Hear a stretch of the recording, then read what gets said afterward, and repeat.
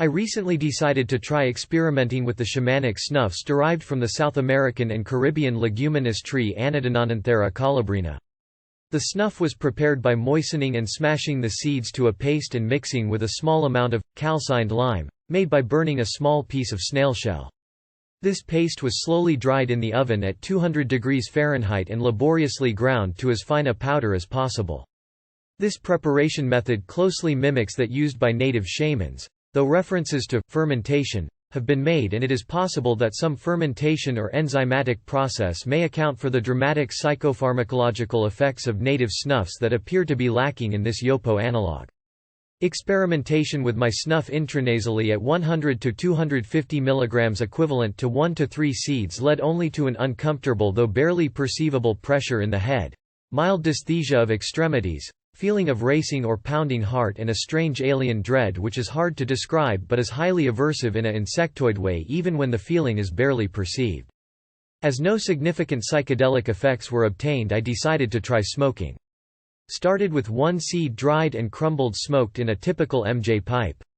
Yuck. Blair. The smoke is smooth, but the taste immediately makes me think of burning cockroaches.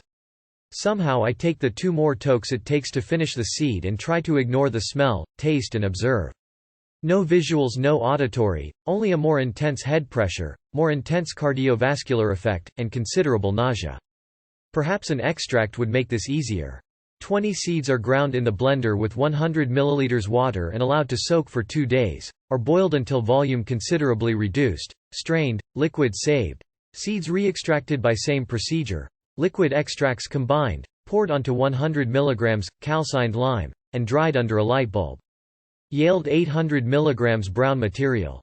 At first my approach was to follow the usual method of smoking DMT, smoke your dose quickly. This approach yielded effects similar to those experienced in my previous experiments but more unpleasant.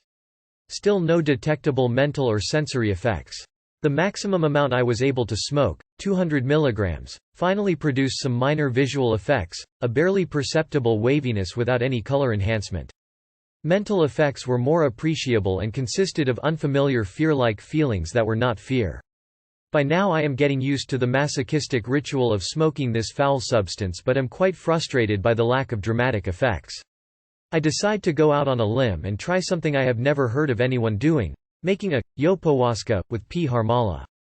In native tryptamine using cultures, plants containing 5-MeO are almost always used for making snuffs, while DMT containing plants are taken orally with B. capi. There is probably a very good reason for this. 10 seeds were moistened, smashed to a paste, rolled into pellets and air-dried. A tea of 6 grams P. harmala was consumed slowly over 1 hour to prevent nausea. Yopo pellets consumed about 20 minutes after last harmala. 2 hours later no effect. Food is tried, resulting in a powerful purge session accompanied by translucent geometric visuals resembling shards of gray frosted glass moving in revolving circles. Visuals end within seconds of finishing purge. No mental effects were noted that could not be attributed to the harmala. Conclusions. A colubrina seeds contain less than 0.5% 5-MeO. Snuffs containing higher alkaloid contents, up to 6.4%, has been reported, may be subjected to some enzymatic process unknown to us now.